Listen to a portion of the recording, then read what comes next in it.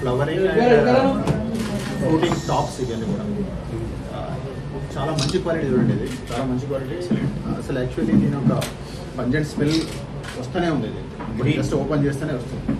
Very much green, very much fresh stock. ఇది fresh stock. ఇది fresh stock compressed.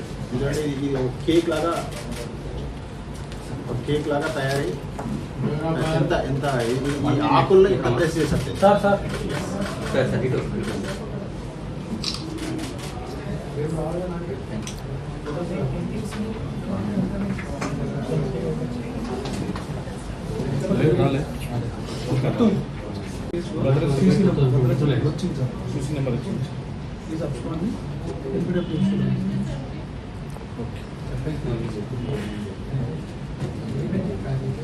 Naresh Omkar, Thank you everyone. And then thank you. Overall supervision. Thank you. ఇక్కడ totally 56 ప్యాకెట్లలో 106 కిలోలు దొరకడం జరిగింది.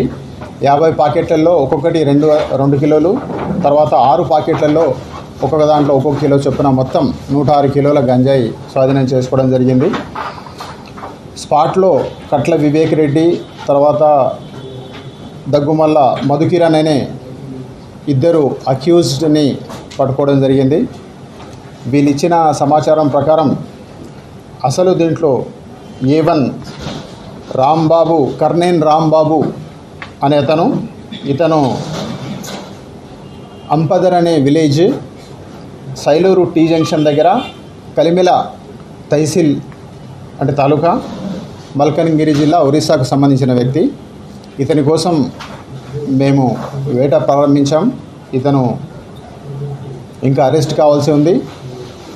అయితే వీళ్ళ ఫోన్ల ద్వారా మాకు తెలిసిన విషయం ఏంటంటే, ఈ కర్నేన్ రాంబాబు అనేట ఆయన ఈ రాకెట్కి ప్రధాన సూత్రధారి. అతను అక్కడే గంజాయిని సేకరించి మల్కన్గిరి ఏరియాలో అక్కడి నుంచి హైదరాబాద్కు తరలించి ఈ కట్ల వివేక్ రెడ్డి, దగ్గుమల్లి మధుకిరణ్ వాళ్ళ సహాయంతో ఇక్కడ లోకల్ హైదరాబాద్లో అమ్మించే ప్రయత్నం చేస్తున్నాడు.